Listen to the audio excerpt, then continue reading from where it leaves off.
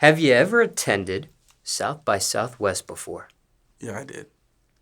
Can you explain to viewers watching this that have heard the phrase but don't know exactly what it is? South by Southwest is like a hub where like different executives, different artists and different things musically inclined and musically like there. It's like a place to be if you're an artist. You know what I'm saying? And they be bringing different artists to perform, a couple upcoming artists, sometimes major artists. So it's a great place to be. DaBaby showed how to really use South by Southwest because when he came through dressed like I think he had a diaper on and stuff like that. That was one of the pivotal moment in his career where like people really was, who is that? You hear me? So that alone tells you it's a place to be, and if you do the right marketing strategy, it could have good, long-lasting effects. You may have answered this next question, but I'll still ask just in case you want to add on to what you said. And if you feel like you've answered it already, we can skip it. But what is South by Southwest really like? Um, it's more like I said, more of a network space. So artists, managers, executives, DJs. It's like a big, you know what I'm saying, pool or house or neighborhood full of people with the same mind frame, and you know what I'm saying, just willing to communicate, network, and reach out to each other and things like that. So I would definitely recommend it. Now, circumstances could be different for everyone, but generally speaking here, any advice for recording artists performing at South by Southwest? Um, if you are an artist that got a song already that has got some type of traction, do that one or two. Don't go out there and try to do 20, 30 songs if they even allow you to. Even if you're at a place in your career where you know what I'm saying, could do more songs, I say make a lasting impression. Make it look like, yo, who was that? Rather than like, yo, who the heck was that? You feel me? Same wording, but two different energies. So don't overdo it on stage.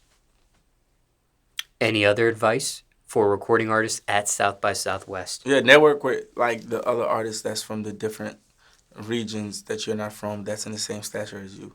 If you're like a Roddy Ricch, before Roddy Ricch got major success, and you're from LA and you know another artist from Texas that's on the same vibe, same buzz like how Roddy Ricch was or how you is from Florida or Texas or Memphis, wherever, lock in and both of y'all, you know what I'm saying, use each other fan base to give yourself more exposure. Anything else in regards to South by Southwest? No. And for time reference, it's 2022 now. And for transparency, when you attended South by Southwest in the past, were you a performer or was it more of a music executive role? Executives, for sure. More of executive. Had artists there or had friends there, peers there, and things like that. I was never performing. But there was a time with Local Lemonade and Cole Bennett where I came out there to support Cole and just to, you know what I'm saying, show face. And I think I brought some other artists that I had working with, and I ended up getting on stage and doing a free Melly set, and it was kind of lit. So I did that in a couple different scenery, you know what I'm saying, sceneries like that, where I would do a Melly set. Got them boys turned up. Do you remember what year that was if people want to try to find that footage of it? 2019. Late 2018 or early 2019, right after he got picked up. Now, what about this, okay? And this is for the perspective of a recording artist. Right. When it comes to South by Southwest, are recording artists getting paid to perform at this establishment? Some do. Okay. Some do. I done had artists that got paid, and I done had some artists that's just free on the lineup. Some definitely do. Because remember, there's a whole bunch of people already going to be there anyway. So if you got some type of pool where you could be in the entertainment, where you could bring value to the card, then yeah, you get paid.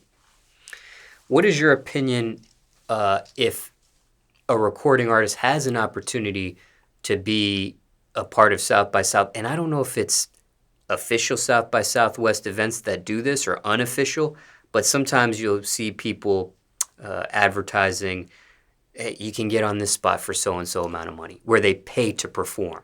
The artist pays to perform on a stage, but I don't know if that's unofficial or an official event. Me either. I wouldn't know. I personally haven't had no official, and I could be wrong, but I personally, my experience, my team, I never had a South by Southwest situation where I had to pay or seen somebody pay to get on the stage. It was always either you have the buzz enough where you're not major, but you're still in a position where regionally you're known, come perform for free, maybe to take care of travel, or maybe you got to do your own travel expense.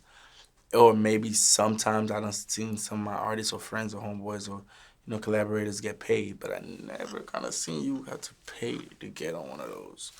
But I don't know. I'm just going based off what I experienced. Now, you also mentioned that some artists, it's for promo. They're just being a part of the stage because maybe they want the name on the flyer, Right. and they want to be exposed and seen and things of that nature amongst their Right. peers and music industry, and maybe giving a sample of their music and performance and a taste of what they're like to a new audience. But then there's some that actually get paid for their performances. Right. How does a recording artist, how is that determined, whether an artist is big enough to get paid or not big enough to get paid or to ask for payment? Like, how is that determined from a executive? It's determined in 3 ways.